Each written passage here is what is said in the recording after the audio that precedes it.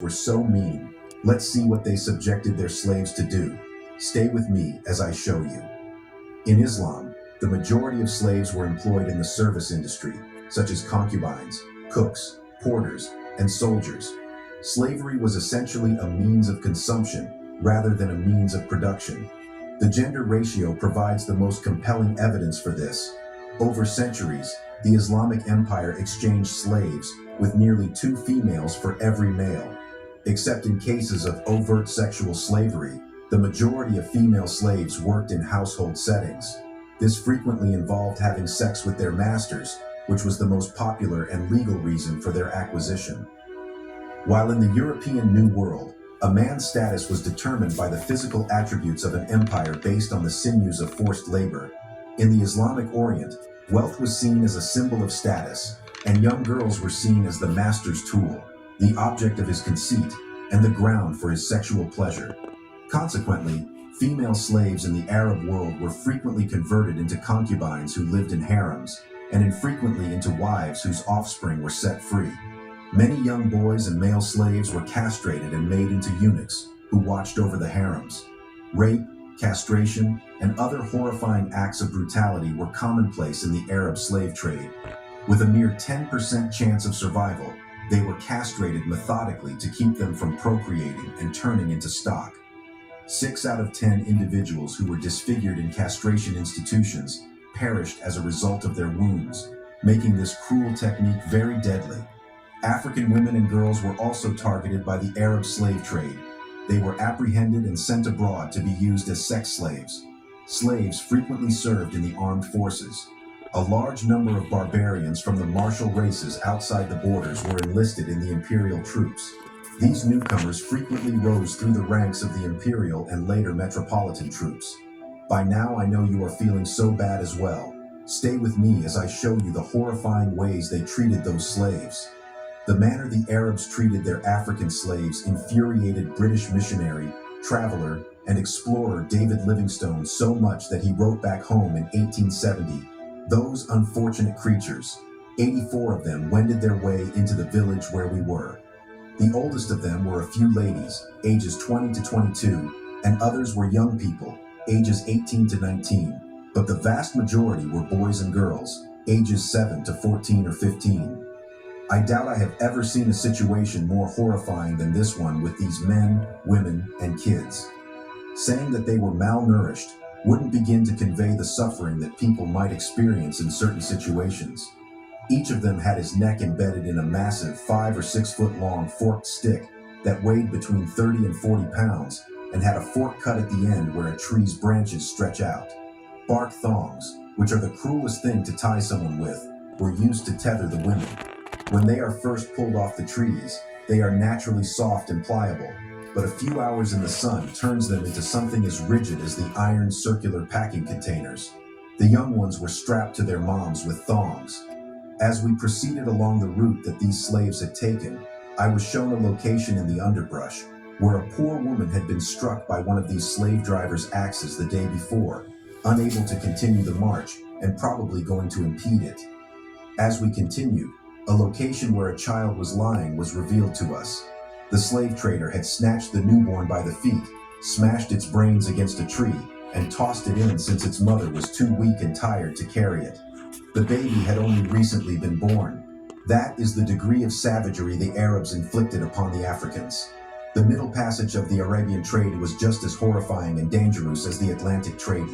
The term Middle Passage refers to the terrifying, months-long voyage from Africa's west coast to the Americas, where millions of Africans were crammed into slave ships like sardines and perished from starvation, thirst, choppy seas, and occasionally from the bare brutality of the European slave traders.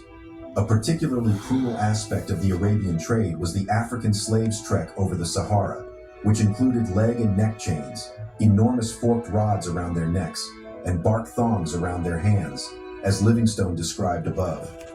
The Arab slavers did not only march their African captives to Arabia. On occasion, they also sold them to European slavers. Duncan Clark writes, "The hardships of these long marches across the desert were considerable, and much later travelers reported that the routes were lined with the parched skeletons of those who succumbed to exhaustion and thirst along the way. The common perception of African slavery in modern times is based on the idea of a tortured man who is forced to work non-stop on a sugar plantation in the New World. However, the forced migration of millions of young women and girls into Islamic concubinage facilities across the Horn of Africa and the Sahara represents the true face of servitude. As a result of conflicts, incursions, or acquisitions made along the boundaries with non-Islamic areas, there was a constant need for slaves throughout the Islamic world, according to Duncan Clark. Black Africans were the main source of these slaves, even though some originated in Russia, the Balkans, and Central Asia, due to the Islamic government's ongoing expansion in sub-Saharan Africa. Slavery was so pervasive in Africa's economic, political, demographic, cultural, social, and religious life that it outlasted any singly or combination of natural or man-made disasters on the continent in terms of scale and scope, even though its effects varied both geographically and temporally in intensity. From the Niger Valley to the Gulf of Guinea, a sizable portion of West Africa was involved in the Arab slave trade. These vehicles adhered to the trans-Saharan routes. Because of the harsh conditions on the journey, the crossing may last up to 3 months and have a high death rate. The following is the account provided by German adventurer Gustav Nachtigall. Here, at the end of a protracted, difficult, and hopeless trip, appears to be where the impoverished children of the Black countries meet their demise. Their youthful strengths have been gradually destroyed by their lengthy journey, which they completed with little food and water. The contrast between the lush natural resources and humid atmosphere of their homeland and the dry and anemic air of the desert, their weariness, the restrictions placed on them by their masters, and their current situation. Their last remaining powers of resistance have been paralyzed by the memory of their vanished homeland, their fear of an uncertain future, and the never-ending journey through hardship, starvation, thirst, and lethal weariness. The poor creatures are left to suffer from the damaging effects of the sun's rays, hunger, and thirst, and eventually lose their brains if they are unable to muster the strength to stand and wander once more. Can you imagine this? Stay with me. Let me show you how those brutal and heartless slave masters sold their slaves. In Sudan, for example, slaves were frequently exchanged for clothing, toys, and other items. They exchanged for horses in the Maghreb.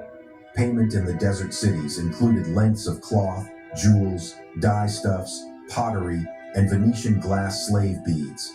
Black slaves were traded as part of a wide-ranging economic network.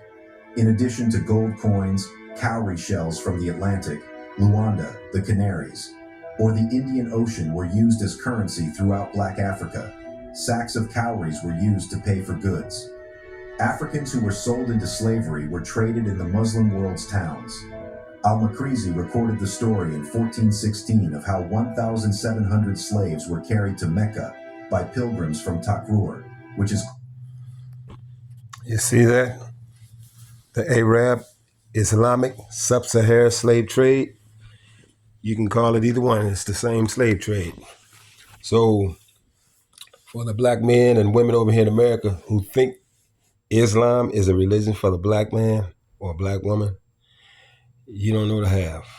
You need to do some research on the Arab slave trade, or you can say the sub-Saharan slave trade or the Islamic slave trade.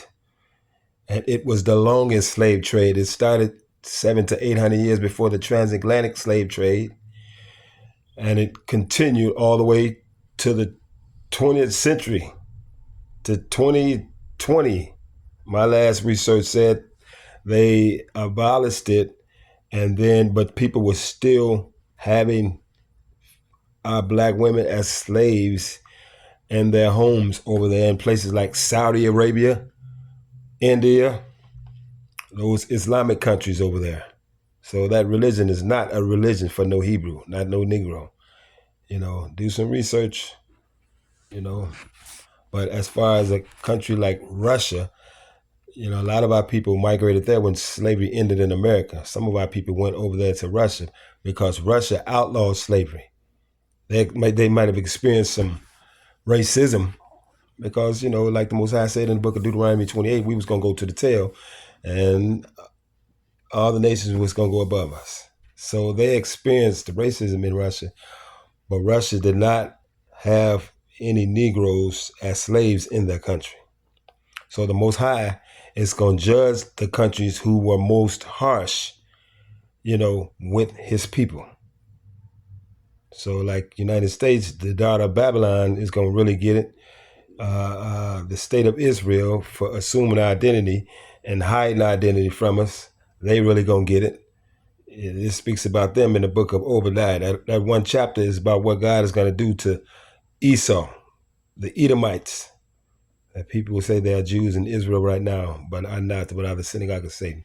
And so the Most High, he knows as far as what nation is going to get the most punishment and what country is going to get, the